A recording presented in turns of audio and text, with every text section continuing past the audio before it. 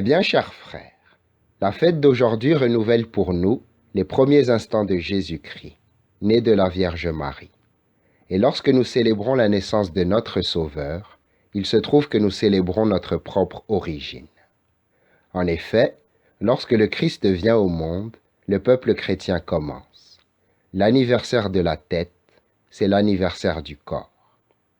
Sans doute, chacun de ceux qui sont appelés le sont à leur tour, et les fils de l'Église apparaissent à des époques différentes.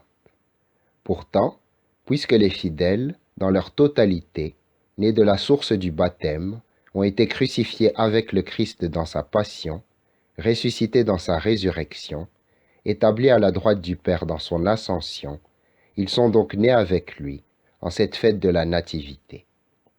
Tout croyant, de n'importe quelle partie du monde, qui renaît dans le Christ, après avoir abandonné le chemin du péché qu'il tenait de son origine, devient un homme nouveau par sa seconde naissance. Il n'appartient plus à la descendance de son père selon la chair, mais à la race du Sauveur, car celui-ci est devenu fils de l'homme pour que nous puissions être fils de Dieu.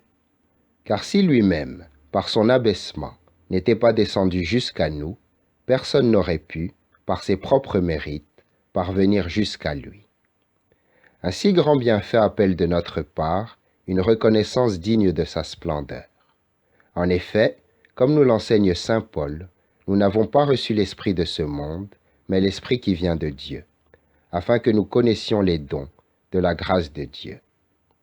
On ne peut l'honorer avec assez de piété qu'en lui offrant ce que lui-même nous a donné.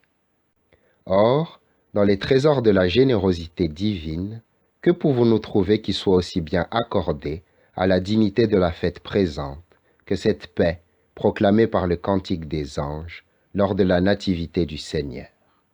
Gloire à Dieu qui règne au plus haut des cieux et sur la terre, et paix aux hommes qui l'aiment. Car c'est la paix qui engendre les fils de Dieu, qui favorise l'amour, qui enfante l'unité, qui est le repos des bienheureux et la demeure de l'éternité.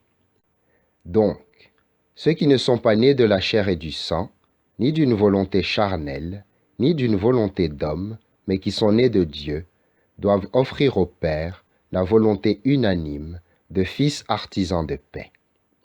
Tous ceux qui sont devenus par adoption les membres du Christ doivent accourir pour rejoindre ensemble le premier-né de la nouvelle création, celui qui est venu faire non pas sa propre volonté, mais la volonté de celui qui l'envoie.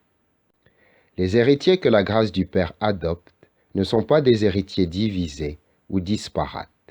Ils ont les mêmes sentiments et le même amour. Ceux qui sont recréés selon l'image unique doivent avoir une âme qui lui ressemble. Mes bien chers frères, la naissance du Seigneur Jésus, c'est la naissance de la paix. Comme le dit saint Paul, c'est lui, le Christ, qui est notre paix. Que nous soyons d'origine juive ou païenne, c'est par lui que nous pouvons approcher le Père, dans un seul esprit. Amen.